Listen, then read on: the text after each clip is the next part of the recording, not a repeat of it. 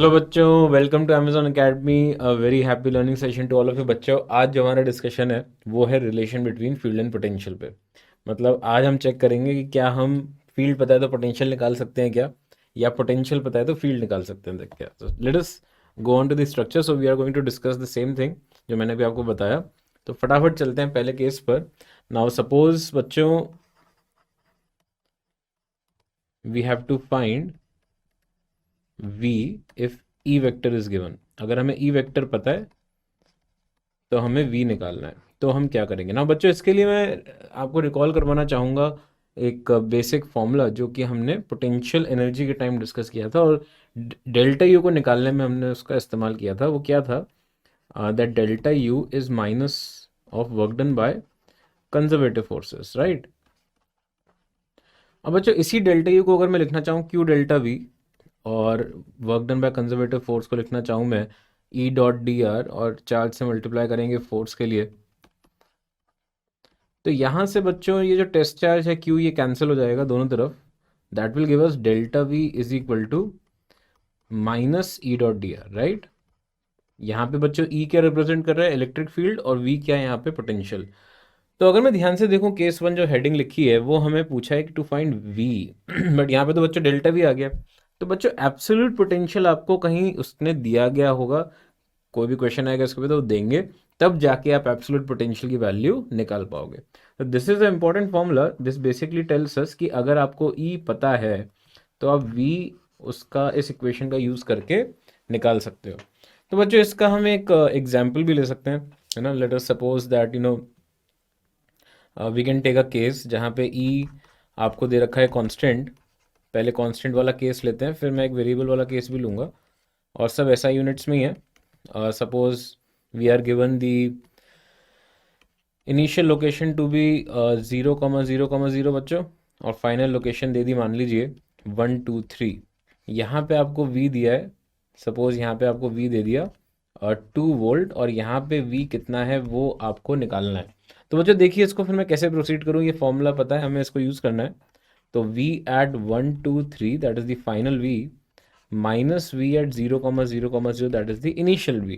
तो delta v final minus initial हो गया, इज इक्वल टू माइनस। अब बच्चों इंटीग्रेशन करते हैं, तो 2 i cap plus 3 j cap dot d are हो जाएगा बच्चों dx i cap plus dy j cap plus dz k cap.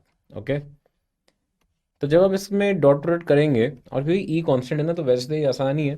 आप इसमें देख सकते हो दैट 2 और माइनस साइन नहीं भूल जाएं, integration dx and 3 integration dy। z है ही नहीं, आई कैप है ही नहीं यहाँ पे, तो वो जीरो हो जाएगा। और इसमें जो आप लिमिट्स पुट करोगे बच्चों वो क्या रखोगे? देखिए x कहाँ से कहाँ वेरी कर रहा है? 0 से 1, तो x 0 से 1। y कहाँ से कहाँ वेरी कर रहा है? 0 से 2। ठीक है, तो इसको सॉल्व कर लें, सिंपल इंटीग्रेशन ईजिएस्ट पॉसिबल। तो ये बन जाएगा बच्चों -2, और यहाँ आ जाएगा -3 × 2। So this will become -8। Now actually ये आंसर नहीं है, क्योंकि यहाँ पे दोनों पोटेंशियल्स का डिफरेंस है। तो मुझे v यहाँ निकालना है, -2 इज इक्वल टू आ गया -8। तो इससे v की वैल्यू आ गई बच्चों -6 वोल्ट। ठीक है, दिस इज द आंसर। और यहाँ पे ध्यान से देखें तो फील्ड जो था, इलेक्ट्रिक फील्ड, वो कांस्टेंट था। नाउ सपोज एक एग्जांपल लेता हूँ मैं, जहाँ पे फील्ड जो है बच्चों वो वेरिएबल हो। सपोज जैसे मान लीजिए ई जो है वो वेरिएबल होता है x i cap plus y j cap, something like this. और फिर से आपको मान लीजिए इस बार डेल्टा वी निकालते हैं। डेल्टा वी क्या आता फंक्शन, और x और y के टर्म्स में हम निकाल सकते हैं। So let us try. तो जैसे delta v is equal to minus E dot d r होता, राइट। और डेल्टा वी किसके बीच में पूछा है, तो हम इनिशियल और फाइनल पॉइंट्स को कुछ मान लेते हैं। जैसे इनिशियल 0,0,0 ले लिया, और फाइनल XYZ ले लिया। ठीक है, तो बच्चों इस बार क्या बनेगी इक्वेशन, लेट अस सी। तो हम फिर से x i cap plus y j cap, और डॉट जब करेंगे तो डी आर भी वही है, डी आर में कोई अंतर नहीं है, dx dy dz। बस अब ध्यान क्या रखना है हमें, जब इंटीग्रेशन करेंगे तो हम थोड़ा सा सावधान रहेंगे। तो डेल्टा वी की वैल्यू ही हमें पूछी है, so this will become minus. अब बच्चों इंटीग्रेशन किसका फंसा? x dx का, और इंटीग्रेशन किसका फंसा? y dy का। तो जब मैं लिमिट्स रखूंगा 0 से x रहेगा, यहाँ पे 0 से y रहेगा, और इस बार इंटीग्रेशन ध्यान से करेंगे क्योंकि x dx का इंटीग्रेशन हो गया x²/2। पुट द लिमिट्स, तो ये बच्चों आ जाएगा -x²/2 -y²/2। This will be the answer. Okay, so just be careful. अगर आपको फील्ड जो है वो वेरिएबल दे दिया, ध्यान से करें इंटीग्रेशन, समस्या वाली बात नहीं है, just be careful and you will get the answer. Okay, तो बच्चों केस 1 तो इस तरह से डिस्कस कर लिया हमने। अब केस 2 देखते हैं। केस 2 क्या है बच्चों? केस 2 है to find e, to find e when v is given. अब v गिवन है आपको बच्चों, दे दिया गया है v, और आपको e निकालना है। तो आप कैसे निकालोगे? ध्यान से देखिए, जो स्टैंडर्ड फॉर्मूला है इसका, e जो है बच्चों उसको हम बोलते हैं माइनस ग्रेडियंट ऑफ v। और फॉर्मूला जो है बच्चों इस तरह से दिखता है, ये थोड़ा खतरनाक सा दिखता है, बट इम्प्लीमेंटेशन बहुत ही आसान है इसका। ठीक है, so this is the formula. Now इसको हम, मैंने क्या बोला था अभी आपको, this is called the gradient, gradient of v। ठीक है, एंड नेगेटिव साइन के साथ इसका आंसर रहता है। ये है ना, एक वेक्टर ऑपरेटर की तरह है। ठीक है, उल्टा डेल्टा, जिसको हम वेक्टर ऑपरेटर बोल सकते हैं बच्चों। तो मेन चीज़ यहाँ पे ध्यान क्या देनी कि इनको कैसे निकालें, ये तीन टर्म्स जो है वो कैसे आएंगे and what do they represent.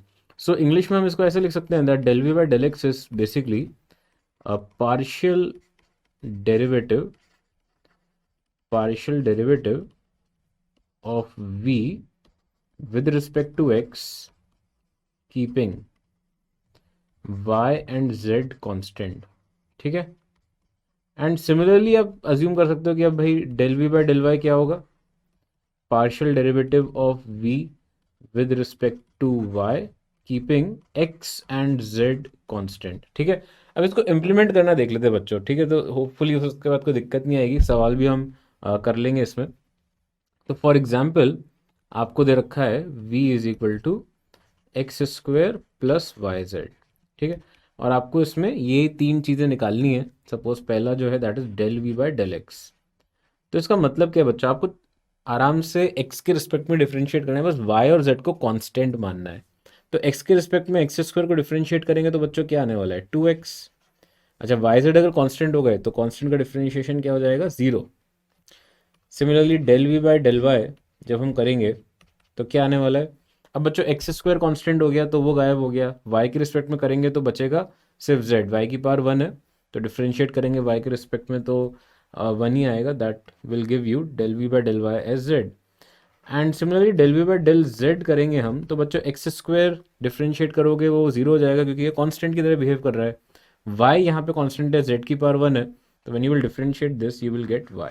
You just put the values in the above formula, you will get the value of electric field।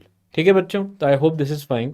तो इसका एग्जाम्पल ले लेते हैं हम, क्वेश्चन करते हैं इसके ऊपर। सपोज आपको v दिया है x² plus y² plus z² and it is asked to find e at 1 2 3। आपको ये निकालना है। ठीक है, तो अब बच्चों हम क्या करेंगे? देखिए इसमें अब सिंपल सी चीज़ है, तीन चीज़ें जो निकालनी है वो है del v by del x। तो जैसे ही आप इसमें देखेंगे इक्वेशन काफ़ी स्ट्रेट फॉरवर्ड है। 2x आ गया, y और z का फंक्शन है वो तो 0 हो जाएगा डिफरेंशिएट करने पे क्योंकि वो कांस्टेंट की तरह बिहेव कर रहा है। del v by del y similarly बच्चों 2y, और del v by del z similar logic की वजह से 2z हो जाएगा। ठीक है, अब आपको ई वेक्टर पीछे की इक्वेशन देख के जस्ट सब्सटीट्यूट करनी है वैल्यूज, माइनस साइन का ध्यान रखें। तो 2x आई कैप प्लस 2y जे कैप प्लस 2z के cap, this will be the value of E vector. But उसने एक पर्टिकुलर पॉइंट पे पूछी है, तो आप x की जगह 1, y की जगह 2 और z की जगह 3 पुट कर दीजिए। तो आंसर क्या आ गया? Final answer E vector is equal to minus 2i cap plus 4j cap plus 6k cap. ठीक है, सब कुछ ऐसा यूनिट्स में ही है, कोई दिक्कत वाली बात नहीं है। तो बच्चों हम इसको समझ गए होंगे होपफुली, और आराम से इम्प्लीमेंट कर लेंगे बच्चों। फ्री के मार्क्स मानता हूँ मैं ऐसे, आप ध्यान से करें और हर बार आप इसका आंसर इसमें सही आएगा होपफुली, कभी कोई गलती नहीं करेंगे। ठीक है, तो बच्चों अब इसमें हम आगे बढ़े। और एक और क्वेश्चन देखते हैं, एक क्वेश्चन देखते हैं इनफैक्ट। पहला क्वेश्चन दैट इज अगेन आपको बच्चों वी दे रखा है और फील्ड पूछ लिया, तो ये तो फिर से हाईली डुएबल वाले जोन में लग रहा है, तो let us try to solve it.